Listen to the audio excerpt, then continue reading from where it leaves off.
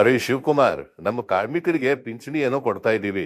ಆದ್ರೆ ನಾಳೆ ಆ ಜೀವಕ್ಕೆ ಏನಾದ್ರೂ ಹೆಚ್ಚು ಕಡಿಮೆ ಆದ್ರೆ ಅವರನ್ನ ನಂಬ್ಕೊಂಡಿರೋ ಕುಟುಂಬದ ಗತಿ ಏನ್ರಿ? ಅಯ್ಯೋ ಸುಮ್ನಿರಿ ಸರ್, ಆ ಭಯನೇ ಬೇಡ ನಿಮ್ಗೆ. ಅದಕ್ಕೆ ತಂದಿರೋದು ಕುಟುಂಬ ಪಿಂಚಣಿ. ಕಾರ್ಮಿಕರು ತೀರಿಕೊಂಡ್ರು ಆ ಪಿಂಚಣಿ ಹಣ ಅವರ ಪತಿ ಅಥವಾ ಪತ್ನಿಗೆ ಕಂಟಿನ್ಯೂ ಆಗುತ್ತೆ. ಹೌದಾ? ಬಹಳ ಒಳ್ಳೆ ವಿಷಯ ಅಲ್ರಿ. ಇದಕ್ಕೆ ಎಲ್ಲಿ ಅರ್ಜಿ ಹಾಕೋದು? ಆನ್ಲೈನ್ ಅಲ್ಲೇನಾ? ಇಲ್ಲ ಸರ್, ಇದು ಆನ್ಲೈನ್ ಅಲ್ಲ. ಇದಕ್ಕೆ ನೇರವಾಗಿ ಲೇಬರ್ ಆಫೀಸ್ಗೆ ಹೋಗಿ ಅರ್ಜಿ ಕೊಡಬೇಕು. ಮತ್ತೆ ದಾಖಲೆಗಳು ಬೇಕೇ ಬೇಕು ಸರ್. ತೀರಿಕೊಂಡವರ ಲೇಬರ್ ಕಾರ್ಡು, ಡೆತ್ ಸರ್ಟಿಫಿಕೇಟು, ಪಿಂಚಣಿ ಮಂಜೂರಾತಿ ಆದೇಶ, ಪತಿ ಅಥವಾ ಪತ್ನಿಯ ಆಧಾರ್ ಕಾರ್ಡು, ಬ್ಯಾಂಕ್ ಡೀಟೇಲ್ಸು ಮತ್ತೆ ರೇಷನ್ ಕಾರ್ಡು ಇವೆಲ್ಲ ಬೇಕು ಸರ್. ಆದ್ರೆ ಇಲ್ಲೊಂದು ಕಂಡೀಷನ್ ಇದೆ. ಏನ್ರಿ ಅದು ಶಿವಕುಮಾರ್? ಯಾರು ಈಗಾಗಲೇ ಮಂಡಳಿಯಿಂದ ಪಿಂಚಣಿ ಪಡಿತಾ ಇದ್ದಾರೋ, ಅದಾದ್ಮೇಲೆ ಮರಣ ಹೊಂದಿರ್ತಾರೋ ಅವರ ಕುಟುಂಬಕ್ಕೆ ಮಾತ್ರ ಈ ಸ್ಕೀಮ್ ಬೆನಿಫಿಟ್ ಸಿಗೋದು. ಒಳ್ಳೇದಾಯ್ತ್ರಿ.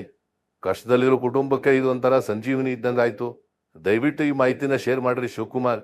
ಹಂಗೆ ನಮ್ಮ ಪೇಜ್ನು ಫಾಲೋ ಮಾಡಕ್ ಹೇಳ್ರಿ. ಸ್ಕಿಪ್ ಮಾಡಿದ್ರೆ ಹೋಯ್ತು ನೋಡಿ ನಮ್ಮ ಜಕ್ಕಣಕ ನ್ಯೂಸ್.